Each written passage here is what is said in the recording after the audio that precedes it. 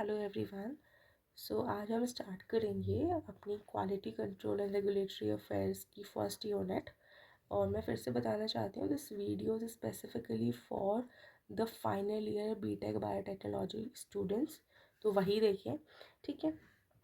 सबसे पहले हम देखेंगे जीएलपी क्या होता है। तो GLP stands for good lab practices.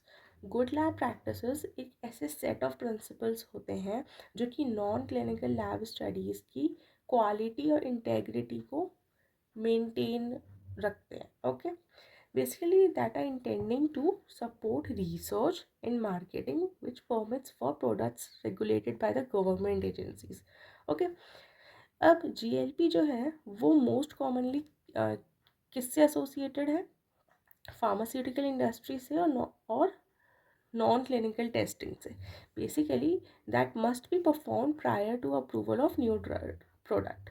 आप कोई भी न्यू ड्रग प्रोडक्ट को अप्रूव करने से पहले जीएलपी यानी कि गुड लैब प्रैक्टिसेस की बेसिकली पूरी टेस्टिंग होती है कि आपने वो सारी जो सेट ऑफ प्रिंसिपल्स दिए हैं वो फॉलो किए हैं या नहीं। ठीक है, तो इसमें हमने इतना देखना है। फिर आप हमारे आते हैं GLP protocols on non clinical testing control on animal house. Basically जो जीएलपी गाइडलाइंस हैं वो प्राइमरीली कंसर्न्ड है ऑर्गेनाइजेशन से, कंडक्ट से और डॉक्यूमेंटेशन ऑफ स्टडीज से। बेसिकली जहाँ पे वो पर्टिकुलर एक्सपेरिमेंट परफॉर्म हो रहा है, कंडक्ट हो रहा है, वो ऑर्गेनाइजेशन हमें मेन चीज़ उससे डील करना है। दूसरा कंडक्ट, मतलब कि किस तरह से वो एक्सपेरिमेंट परफॉर्म किया जा रहा है। And finally documentation of studies, वो पर्टिकुलर एक्सपेरिमेंट करने के दौरान जो जो ऑब्जर्वेशंस आए हैं, जो जो रिजल्ट्स आए हैं, उनका प्रॉपर डॉक्यूमेंटेशन होना चाहिए। ठीक है, और लिखा भी है इन्वॉल्विंग लेबोरेटरी एनिमल्स।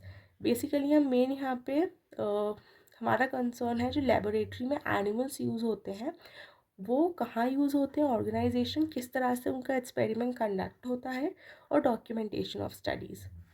अब हम देखेंगे detailed explanation of GLP protocols for animal testing in non clinical settings.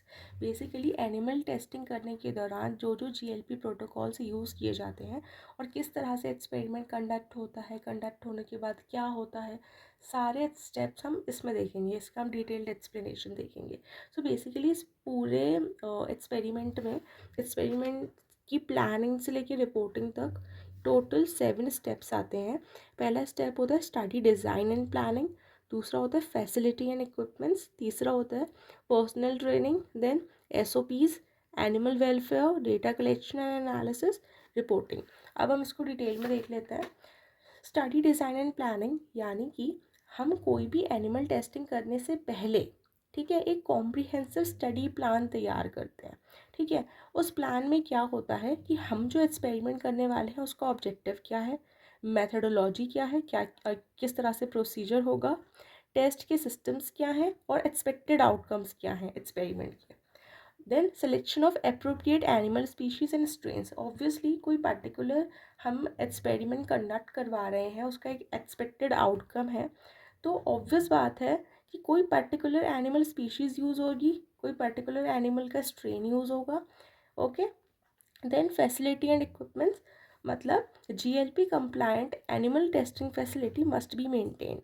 ठीक है, अब उन फैसिलिटीज़ जो हम बोल रहे हैं मेंटेन होनी चाहिए, फैसिलिटीज़ कौन कौन सी फैसिलिटीज़, जैसे कि सूटेबल हाउसिंग होनी चाहिए। ठीक है, कहाँ पे आप उनको रख रहे हैं एनिमल्स को वो सूटेबल होना चाहिए, न्यूट्रिशन अच्छे से उनको प्रोवाइड करना है और एनिमल्स की केयर करनी है, और एडिक्वेट इक्विपमेंट्स होने चाहिए। किस किस चीज़ के लिए? डेटा को कलेक्ट करने के लिए, स्टोर करने के लिए और उसको एनालाइज करने के लिए। देन पर्सनल ट्रेनिंग, यानी कि जितने भी पर्सनल्स होंगे, जितने भी लोग होंगे जो इन्वॉल्व होंगे हमारी एनिमल टेस्टिंग में, they must receive appropriate training. ऐसा नहीं कोई भी उठ के आ जाएगा और वो एनिमल टेस्टिंग हो रही है उन सब चीज़ों को हैंडल करेगा, ऐसा नहीं होता।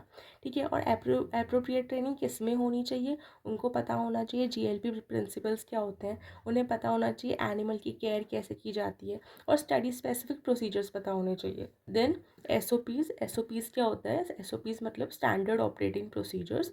Detailed SOP should be made from handling to data recording. Handling to data recording. और अगर कोई भी डेविएशन आता है हमारे SOP में तो that must be documented and justified. Documented मतलब आपको नोट डाउन करना है कि ये डेविएशन आया है। जस्टिफाइड मतलब जस्टिफाई कैसे करेंगे, या तो आप खुद साइन करेंगे या फिर जो आपकी अथॉरिटिव बॉडी होगी उससे सिग्नेचर कराएंगे। आप मान लीजिए आपका सुपरवाइज़र है, कोई है। Then fifth point is animal welfare. Animals must be treated ethically and humanely. अब इस सेक्शन में क्या आता है, कुछ रिकॉर्ड्स होते हैं। किस चीज़ के रिकॉर्ड्स होते हैं?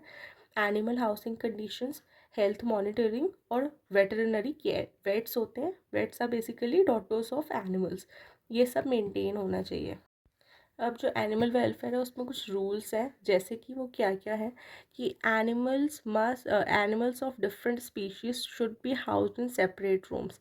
अगर एनिमल्स अलग अलग स्पीशीज़ के हैं तो उनको आप सेपरेट रूम में रखेंगे। अगर एनिमल्स सेम स्पीशीज़ के हैं पर फिर भी डिफरेंट स्टडीज़ में यूज़ हो रहे हैं, लिखा है ना, where animals of same species but used in different studies, उनको भी आप सेम रूम में नहीं रख सकते। ठीक है। फिर जो एनिमल की केजेस हैं, रैक्स हैं और जो एक्सेसरी इक्विपमेंट है वो क्लीन होने चाहिए, सैनिटाइज होने चाहिए। और ये क्या है, क्लीन और सैनिटाइज इनको करते रहना चाहिए at equal intervals. Feed and water should be analyze periodically कि उसमें कोई माइक्रोबियल ग्रोथ तो नहीं हो गई है। तो ये सब आपको पीरियोडिकली एनालाइज करना पड़ता है। फिर डेटा कलेक्शन एंड एनालिसिस। फिर आपने कोई एक्सपेरिमेंट कंडक्ट कराया, उसके कुछ रिजल्ट्स आएंगे, कुछ ऑब्जर्वेशंस आएंगी, तो आपको उसे कलेक्ट करना है। All data related to study must be accurately recorded in real time. अभी ऑब्जर्वेशन आई, इतने टाइम पे आई, आपको तभी के तभी उसको रिकॉर्ड करना है। तो वो जो तभी रिकॉर्ड करना होता है ना, उसको हम बोलते हैं रियल टाइम रिकॉर्डिंग। फिर raw data including observations should be well documented. ऐसा नहीं है कि चलो 4 ऑब्जर्वेशंस आ गए, उससे आपने कोई रिजल्ट कंक्लूड किया और वो नोट डाउन कर दिया, नहीं। आपको रॉ डेटा भी उस रिपोर्ट में नोट डाउन करना है, डॉक्यूमेंट, वो भी डॉक्यूमेंटेड होना चाहिए। फिर statistical analysis should be conducted to determine results.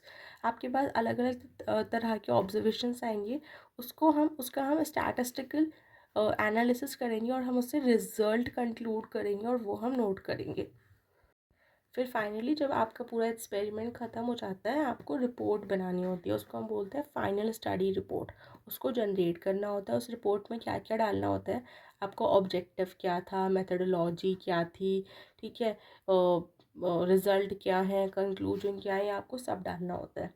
अगर कोई अनएक्सपेक्टेड या एडवर्स फाइंडिंग आपको मिली है तो उसको भी आपको रिपोर्ट करना है। ठीक है।